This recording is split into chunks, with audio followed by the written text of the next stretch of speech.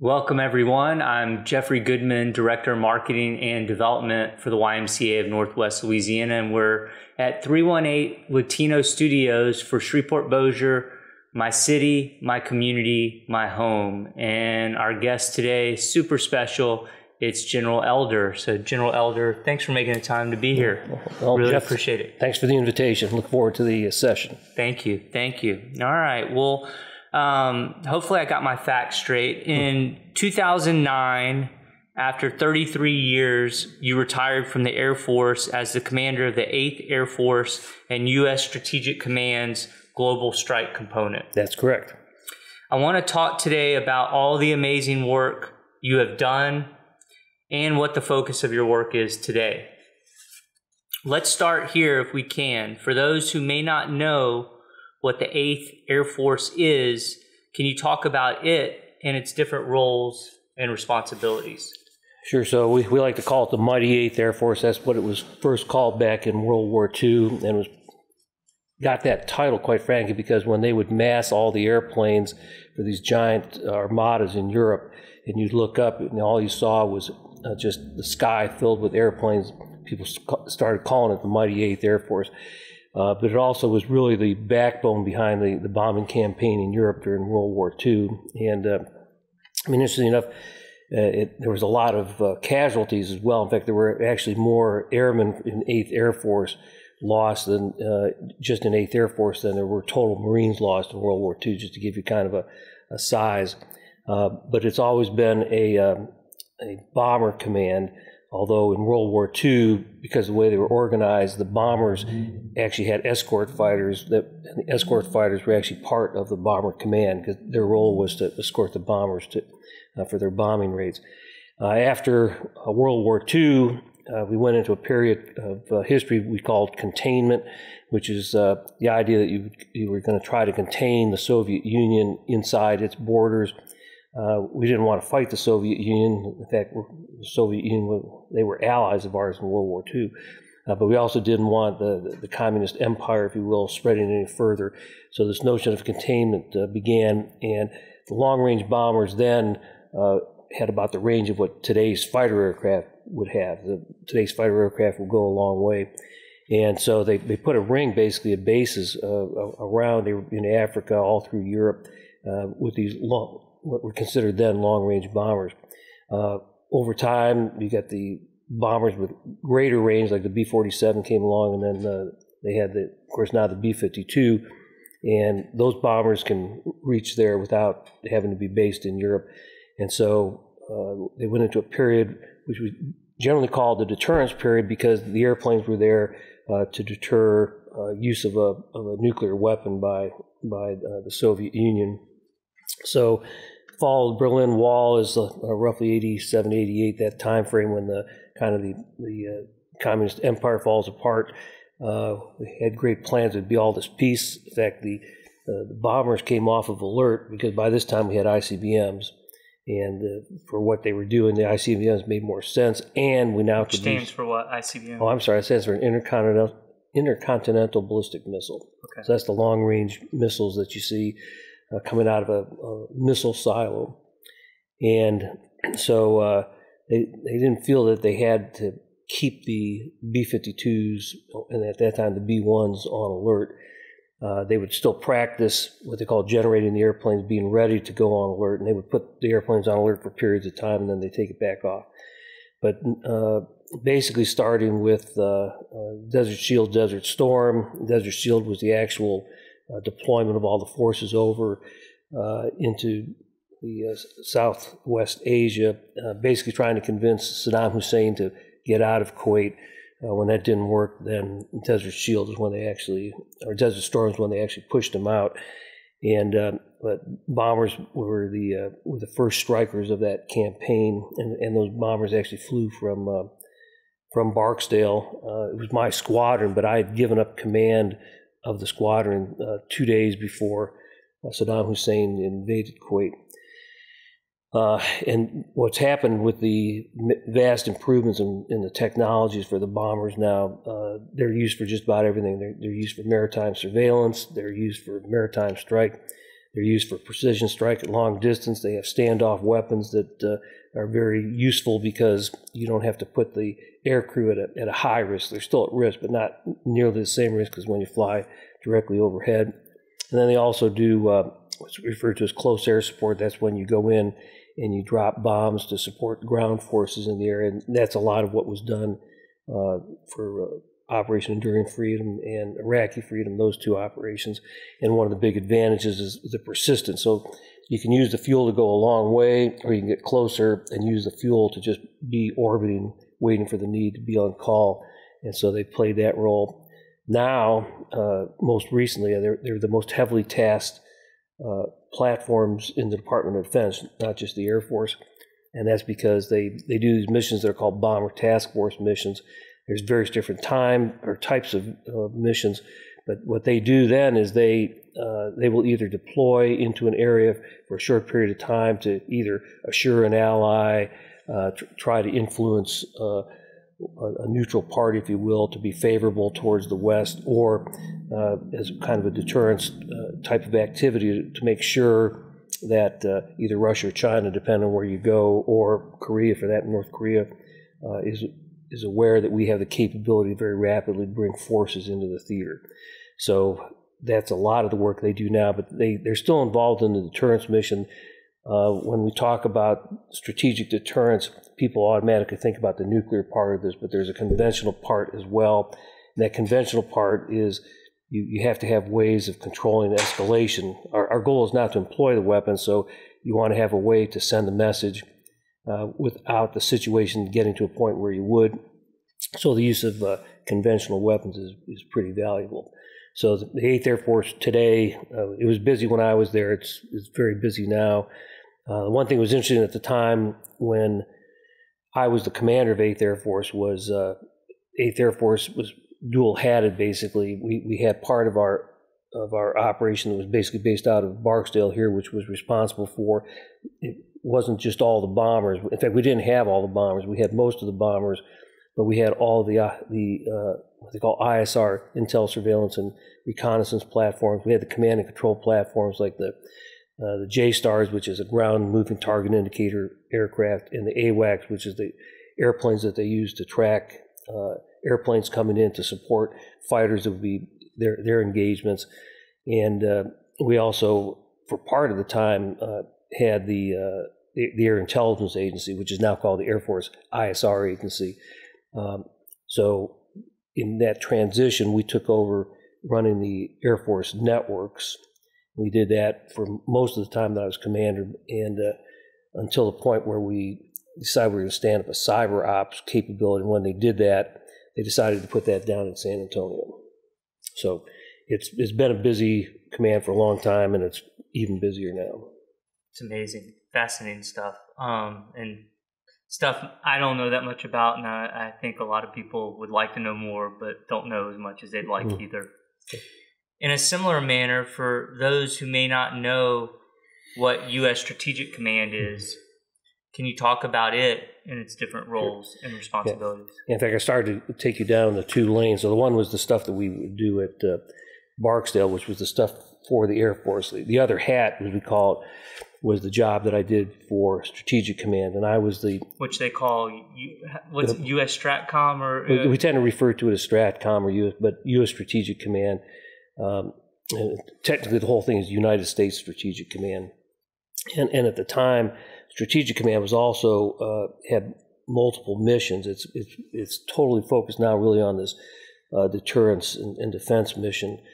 But at that time, it had what is now considered U.S. Space Command was part of Strategic Command, and also what is now called Cyber Command was part of U.S. Strategic Command.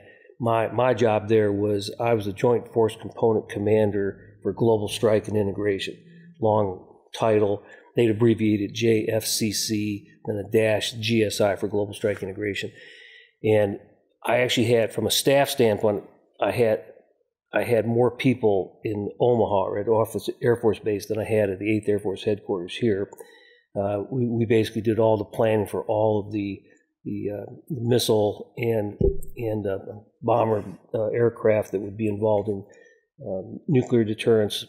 Did all that planning. We did all conventional strategic deterrence planning, although one of the things we did while we were there was we moved the conventional planning here to Barksdale. It's done here now. And then the integration part was there were other Joint Force Component commands, and you had to have a way to pull those together. And so it was this group that worked for me was responsible for bringing all those missions together. So it was after I retired, actually, that the space part and the cyber parts were separated out, but we were heavily involved in all that at that time. And I think my next question's about cyber. So let's talk cyberspace for a second. You were the first commander of Air Force network operations and led the development of a cyberspace mission for the Air Force. Can you talk about some of this work? And for us lay people, what does, in quotations, the development of the cyberspace mission for the Air Force mean? Yeah, so it's interesting. The way the Air Force approached the cyberspace mission was different than the other services, and actually the Air Force since that time has migrated somewhat to the way the other services were doing. I have to tell you that now, but at the time we treated it as an operations mission, and it was a way to have effects. We refer to them as global effects, so you could create an effect at distance. So the people that would do the intelligence part of using cyberspace, they worked for me. They were part of the Air Intelligence Agency. But we also had another group that was involved in creating effects. And what we mean by that is typically it would be an influence type operation. So, for example, we would get information on someone's cell phone number, how to get their email address, various different ways. If we wanted to get a message to someone, we could get that message to them. We would have capabilities to confuse an opponent about why a certain system wasn't working. And we typically, when we would do it, we would try to mask how we did it so they wouldn't figure it out. But so we were very active with it, and they still do that, by the way. And Cyber Command is heavily involved in using it. But for the most part, we tend to think of cyber purely in the operations that were in cyberspace. We actually tried to use cyberspace as a way to create effects, not only in cyberspace, but through cyberspace to create an effect in another domain, whether it could be land, maritime, air, or space. How would that work exactly? Like, give me an example of how you would start in cyber but affect another space. Well, I kind of gave you a part of that kind of an example. So if we, one of the biggest things is to try to get an adversary like to be looking in the wrong place. So you could, through cyberspace, do things to their sensors to make it look like a force was in one place. So then they would move their forces over, but the forces weren't really there. Your forces were somewhere else, and now you could move in without getting the opposition. It saves you from having casualties that way. So that's a good example. I wasn't involved in this, but during OIF, most people, Operation Iraqi Freedom, a lot of people don't know that the Iraqi forces were all messaged about that if they formed into squares with their tanks, that we wouldn't bomb them, and we didn't. And that was all done. There was leaflets involved as well, but for the most part, it was done using network operations to be able to get that information to these commanders and let them know that if they didn't do that, then they would bomb them. But if they formed them into squares, we would leave them alone. There's actually kind of a funny story about this. Is most people forget about that this had happened, but we were surprised that the Iraqis had buried all of their fighter jets. And after the war, when we actually had a chance to talk to them, we said, "Why did you bury them?" And they said, "We buried them because you told us to. You said, you told us, sent us a message that said, we will bomb your aircraft unless you ground them." Well, for us, ground the airplane means that you put it on the ground, not in the ground. But so a little misinterpretation or miscommunication, but that gives you an example of the power of cyberspace. Not just we tend to think about cyberspace coming in and doing something to a system, which it can do, but the real benefit of cyberspace is to is to have an effect on perceptions. And if you think about it, that's how we primarily use it. We talk about multiple levels. There's a physical level, which is how you actually, the communication path you use to get it.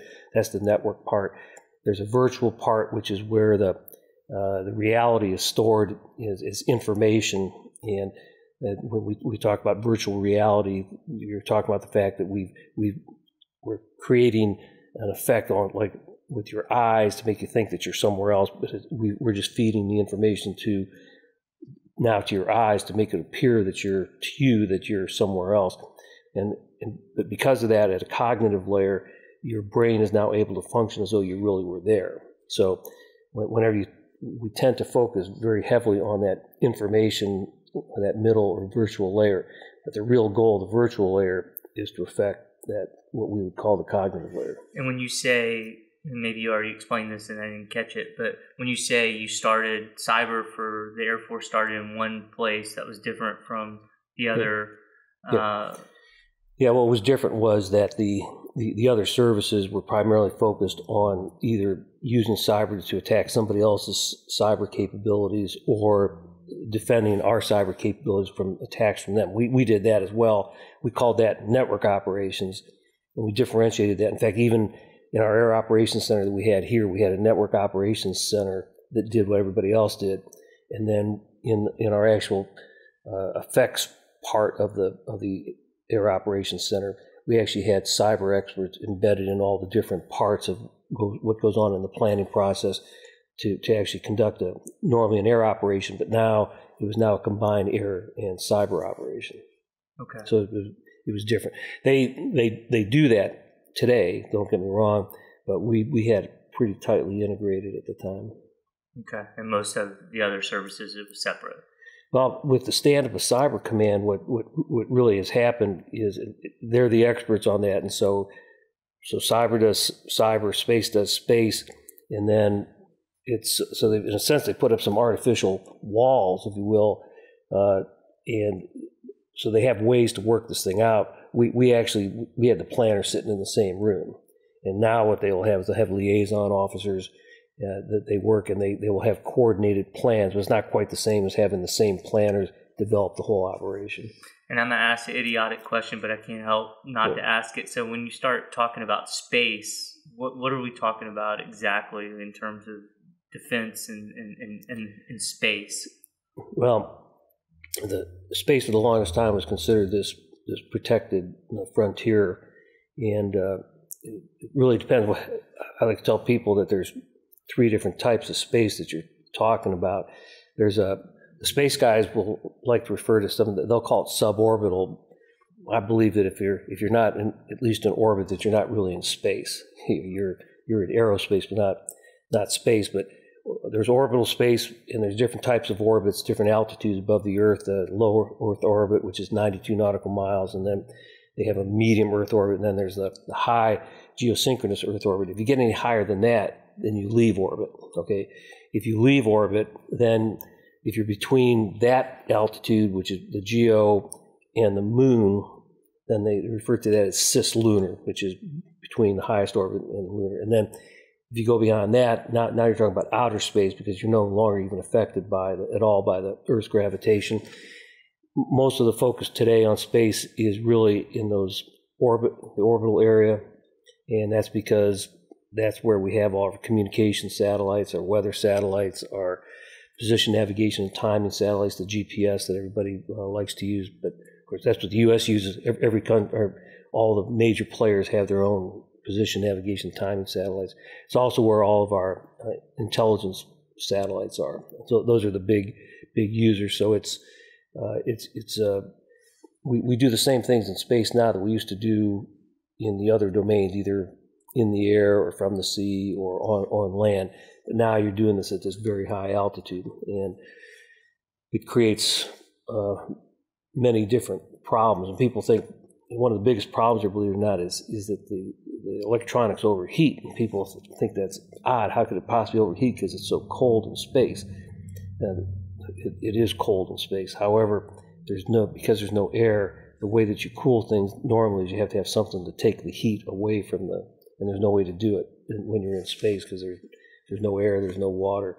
So that's always one of the big challenges for the people who work in the space businesses. They want to do something. How do you cool it off? And that limits some of the things that you can really do from space.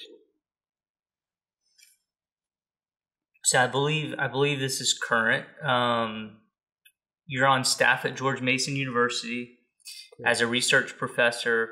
I'm going to mess this up, even though you coached me a little bit beforehand, with the Volganau School of Engineering. Right. You currently conduct research in the areas of command and control, deterrence, escalation control, competition short of armed conflict, crisis management, and international actor decision making. Can you talk about what the above means and some of the current work you're doing in your role at George Mason? Yeah, sure. So, and I'm a research professor.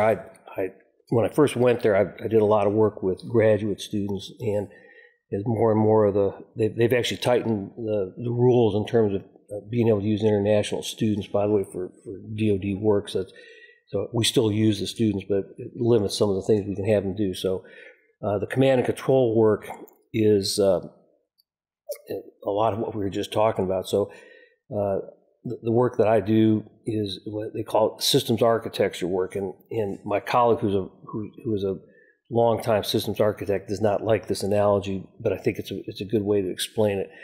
If you're trying to do a command and control system, you have to figure out exactly what's the purpose, where is it going to be used, kind of what's the budget you're going to work with, what attributes does it need to have, and if you were going to build an office building somewhere, you have this piece of property, and an architect would come in and work with the user and say, okay, so what exactly do you want to do in this building?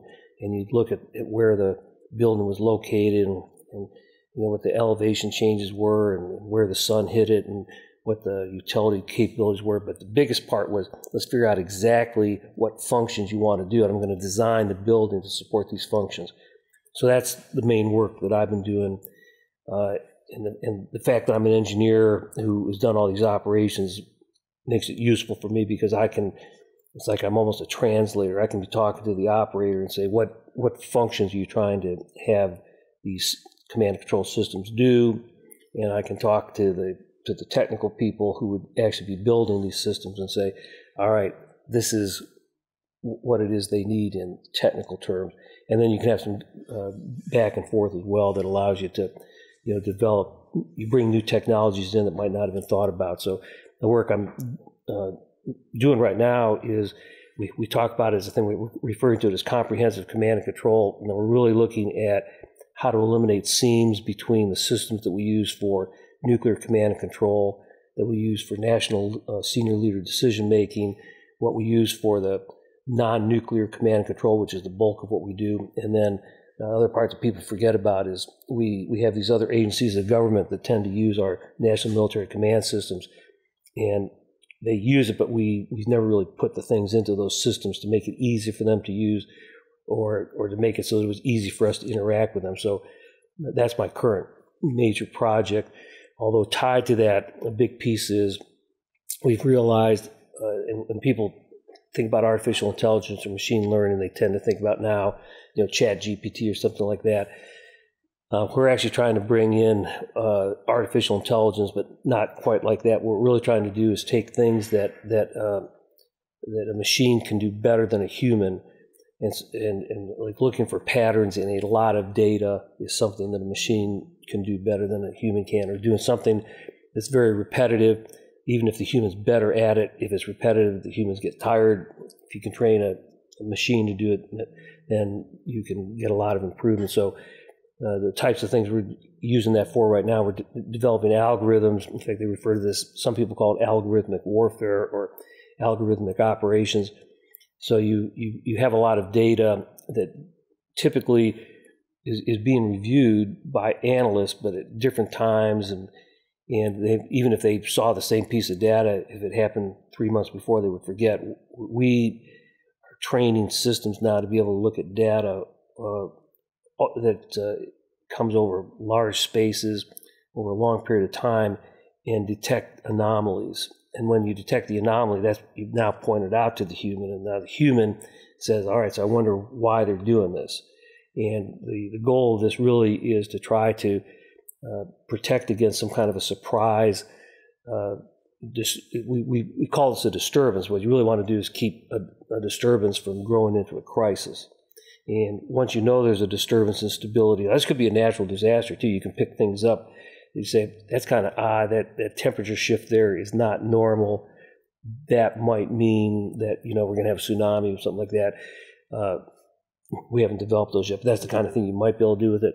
A lot of stuff we look at is actually economic data, because if you're looking for a crisis to develop, it's either going to be a social or an economic that triggers something before you see it in the military.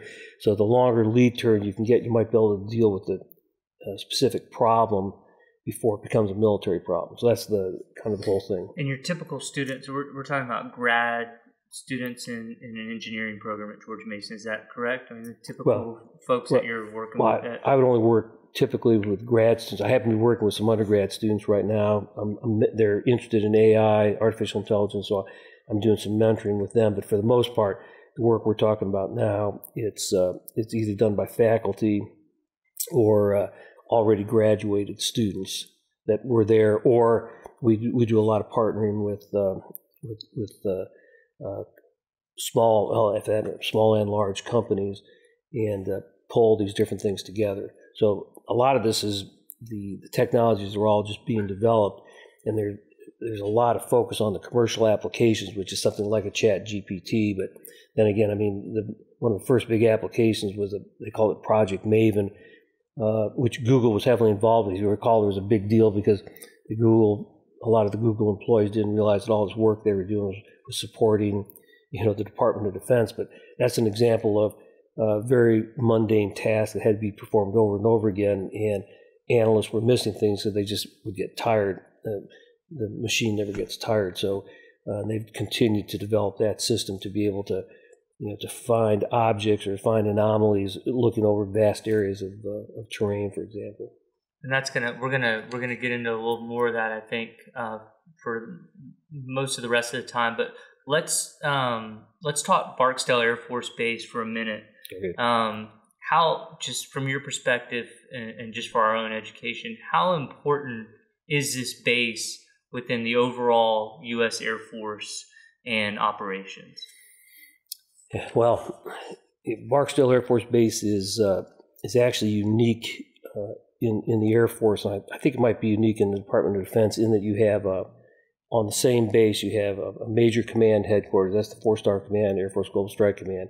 You have an operational headquarters, that's 8th Air Force, which operates the Global Strike Operations Center for Air Force Global Strike Command.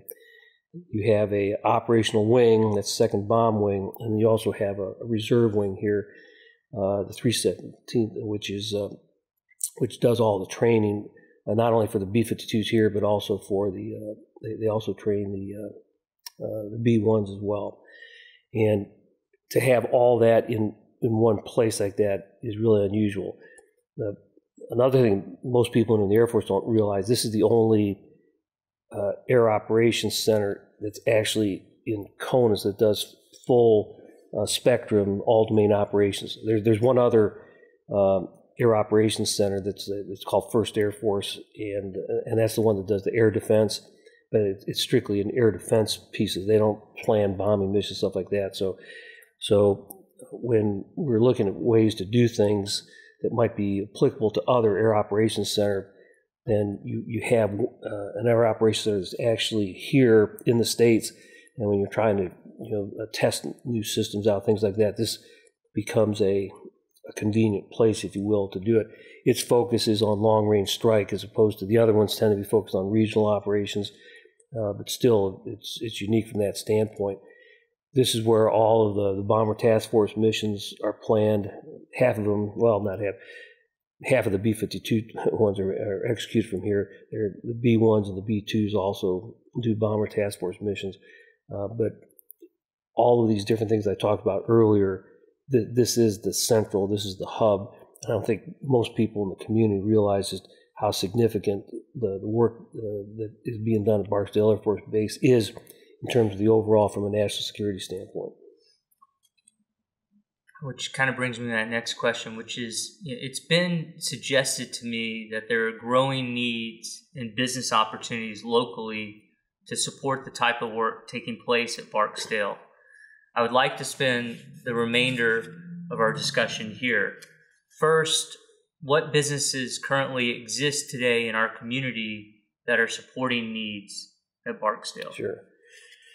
Well, there's a number of businesses. In fact, some that have just come in here recently. One you would be very familiar with is Prasis does work with Barksdale Air Force Base. General Dynamics IT, GDIT as they refer to it, actually the part that's here does not do a lot of work with Air Force Global Strike Command, because this particular part of GDIT does enterprise operations and not the warfighter ops. But GDIT itself, overall, writ large, does do warfighter ops. So that, and I think there's some potential, we've been talking, in fact, that there could be some benefits for GDIT to bring some parts of their business into here. Radiance Technologies, who you would be familiar with, which is the sponsor of the Independence Bowl. Part of the reason they came in here, or knew to be the sponsor of the Independence Bowl, is they came in here to do work with Air Force Global Strike Command. They're doing a lot of different things with Air Force Global Strike Command, but some of it has to do with directed energy, like lasers.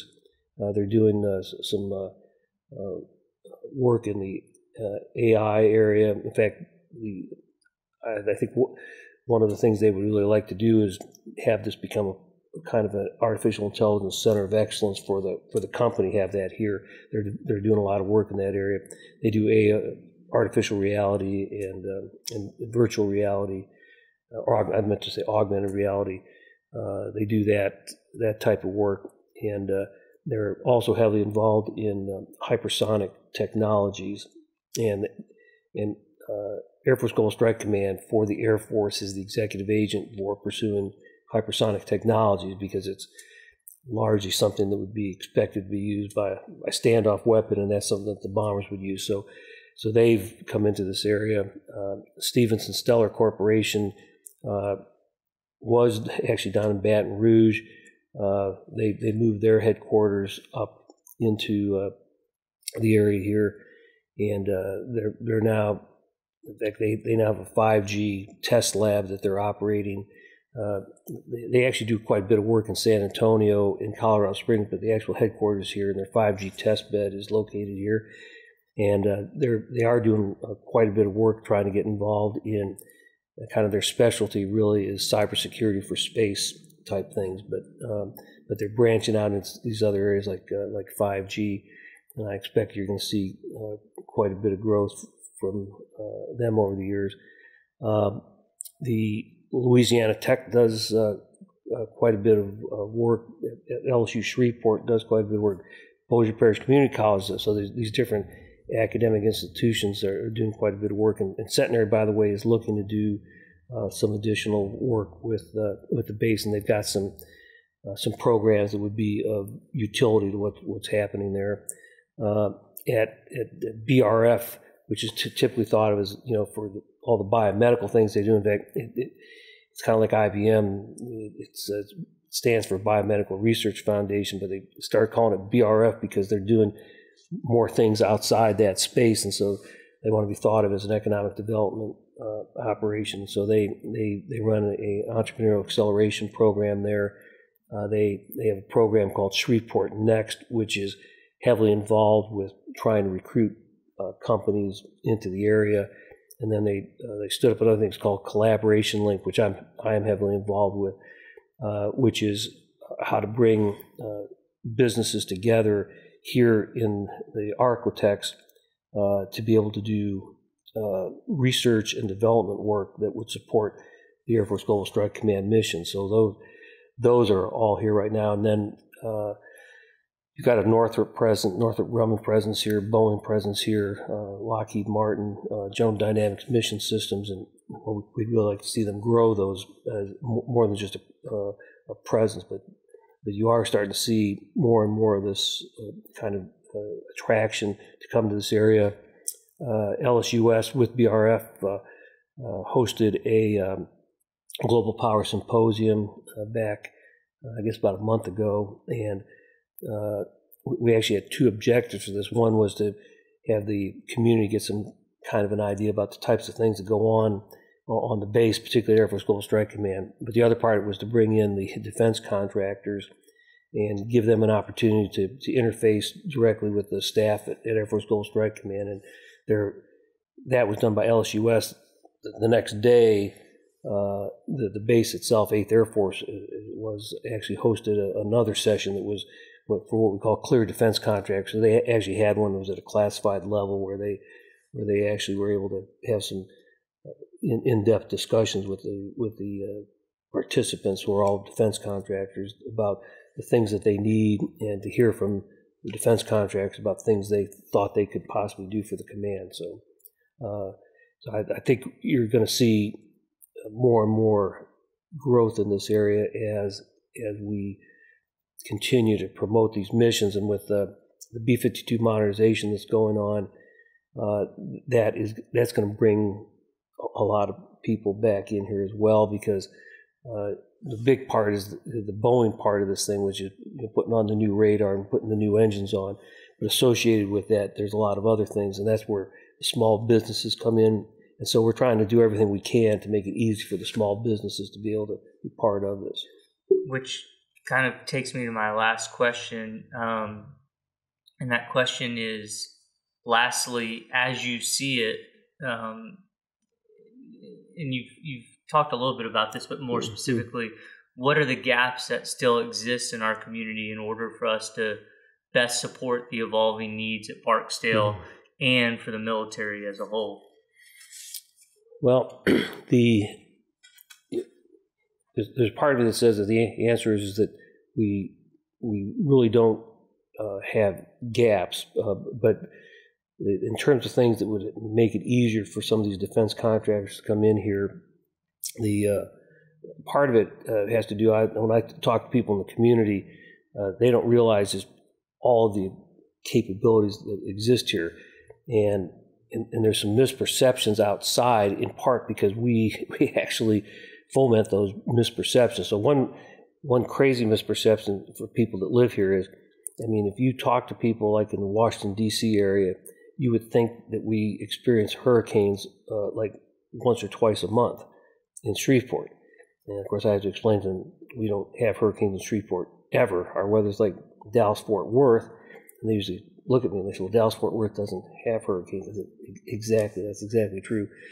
And the other kind of misperception has to do with that because of the... And you're saying, let me just interrupt one second, you're saying an important reason to sort of clarify that is because we're maybe losing some business because of that misperception. Well, they don't even look, because they say we don't want to be in a place where there's going to be hurricanes.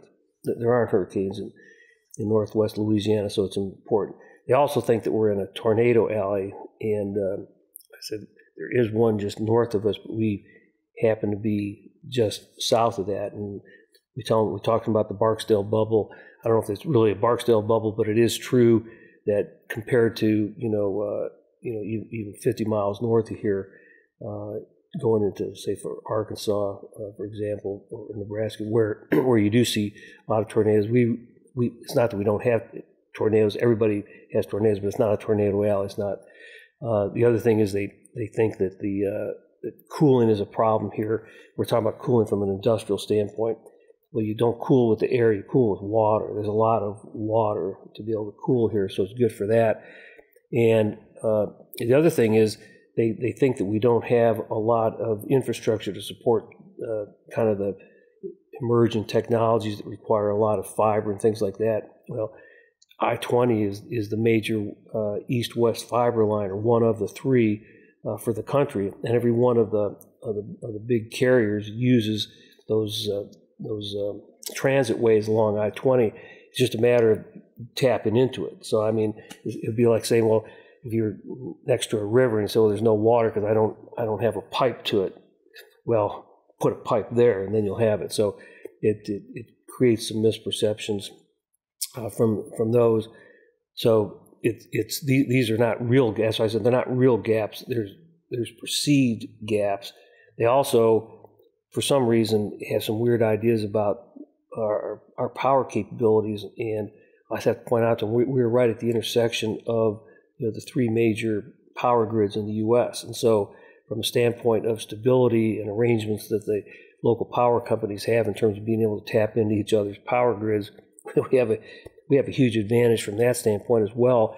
Then you have the east, west, north, south roads. You have the railroads, and the airport is actually pretty capable in terms of when you're trying to use it for cargo. It's a major cargo hub, and that industrial park there is huge. It has huge capacity, and the port itself, the Untitled port, is growing tremendously. So when you actually can get the companies to actually look at it, say, I had no idea that we had all this capability.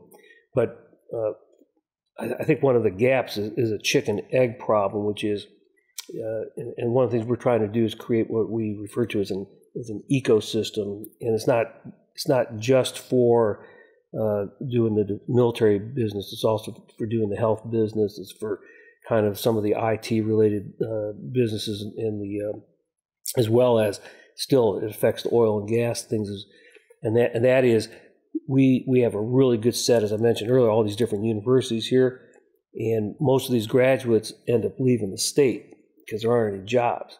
On the other hand, we have a problem getting some of the companies to come in here because they don't think there's any workforce here. And so we're creating a lot of workforce just because the companies out here, they're leaving. That's the chicken egg problem. So we have been trying to work with these companies to get them to realize that there are former Louisiana residents went to school here at one of the schools in the state, would love to come back here if there was a place for them to come work. We're seeing that work out real well, for example, with Radiance, that they're not having any trouble finding people that want to come work for them.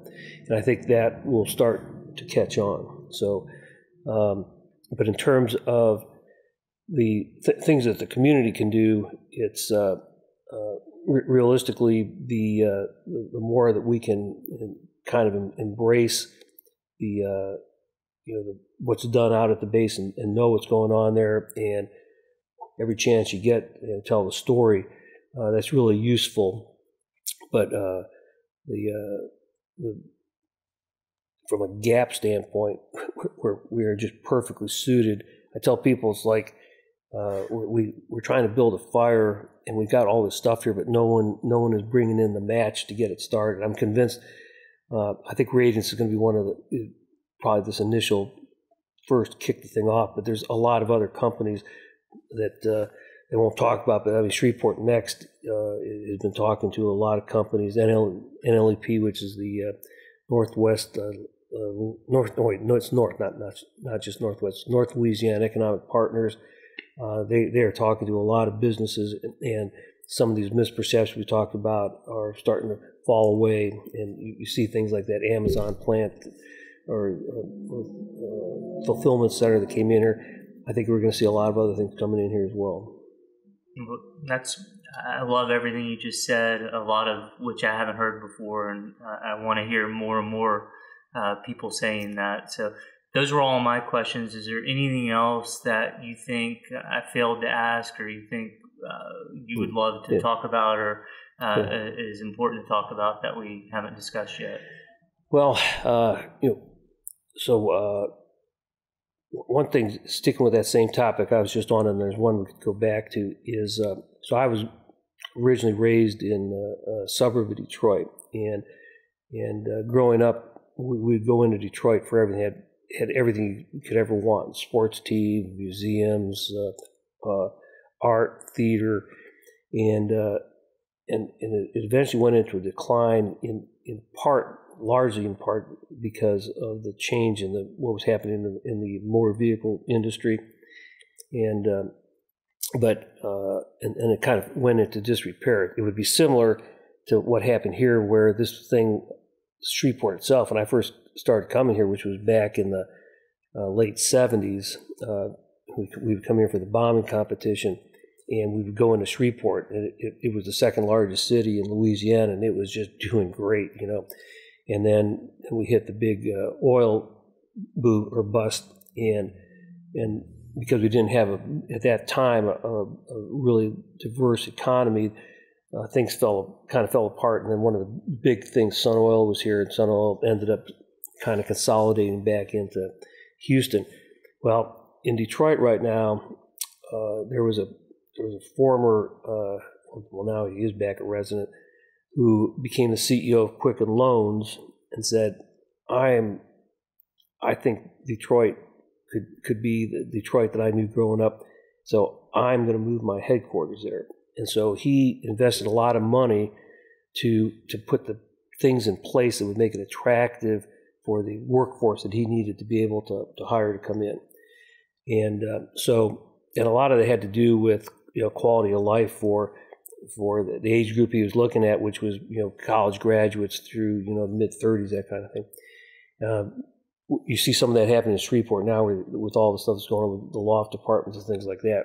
But he moved the headquarters there. Well, shortly after he moved the headquarters there, GM and Ford moved their international corporate headquarters back into Detroit.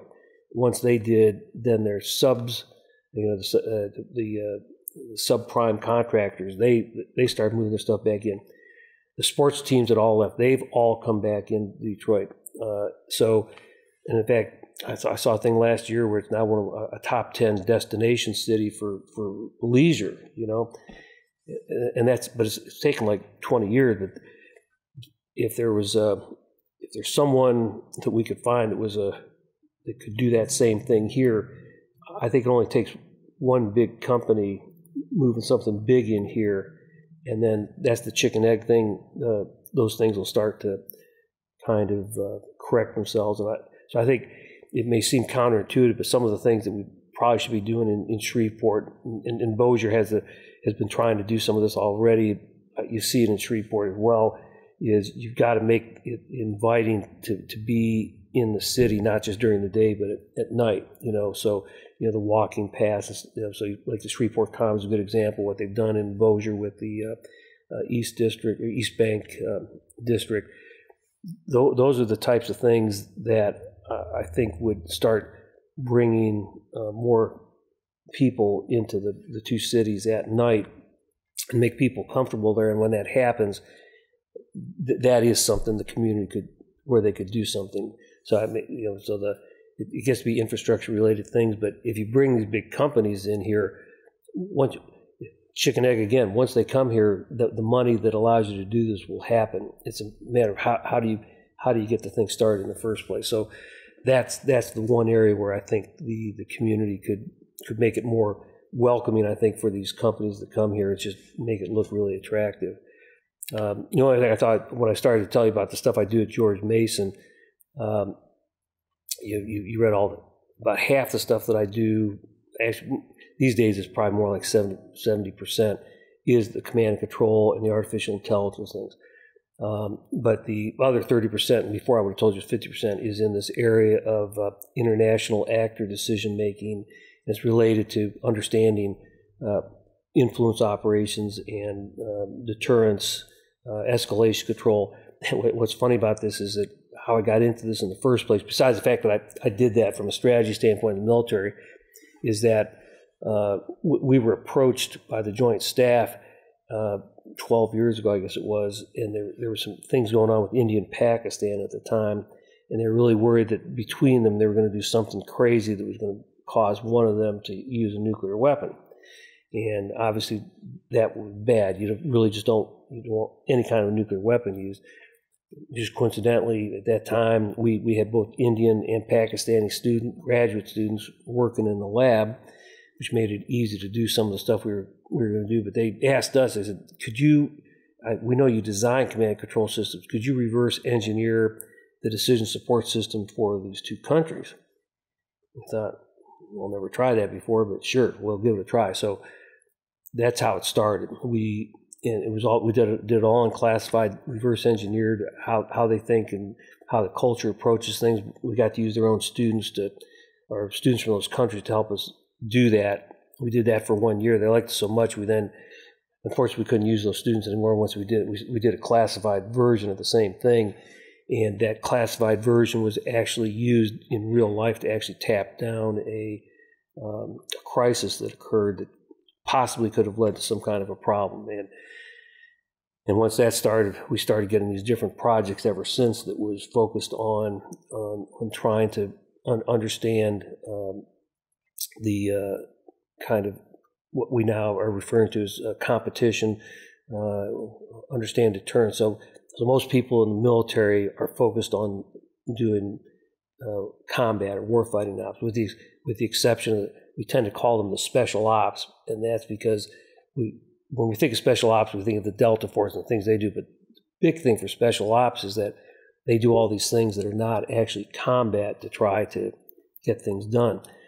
What we're actually realizing is that they would call it the general purpose force. The whole force needs to be thinking that way. And so, in fact, the Joint Staff just released a joint concept for competing, and which I think they've needed for a long time. There's a joint concept for deterrence operations, and of course they have a joint warfighting concept.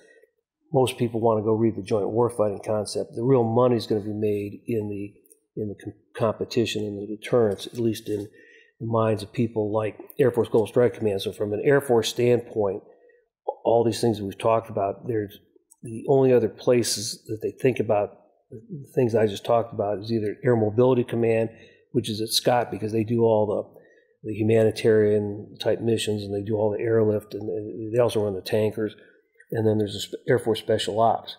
So when I think people here should know that when they're hearing some of these good things going on, and it's particularly if it's coming from the Air Force, there's a high probability that the strategy for all that was largely started here, because that's their mission. Deterrence is not just about trying to press something against an adversary. It's about convincing one of our adversaries that they shouldn't take an action that would cause us to have to react. And that's a little bit different. We want them to exercise restraint. There's good competition and bad competition. I mean, good competition makes how you perform, raises up your level of performance. Bad competition is when you do things where you try to destroy one another. What we're trying to do is keep it more on the good competition side. So that's been a big part of the work. And that's what we talked about at the Global Power Symposium, by the way, that whole unclassed day was focused on Air Force Global Strike Command's role in doing these competition operations across the globe, and how the bomber task forces in particular are able to support not just what's done by the military, but what's done by the State Department and by the Justice Department and others. And once again, I think very few people in this community probably have any real understanding. I will tell you, most people in the Air Force don't know all the things that Global Strike does, but we at least ought to make sure that the people here in the community have an appreciation for all the work they're doing. I couldn't agree more, and I didn't know 1% of that. So appreciate you being here. Anything else? No, I think I really enjoy this part of the country.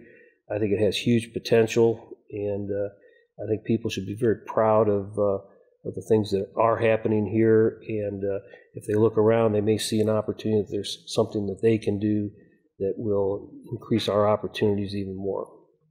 Thanks, General Elder. Yeah, thanks. Appreciate all you're doing, and really appreciate you making the time to be here today. Well, Jeff, thanks for having me out here. Absolutely.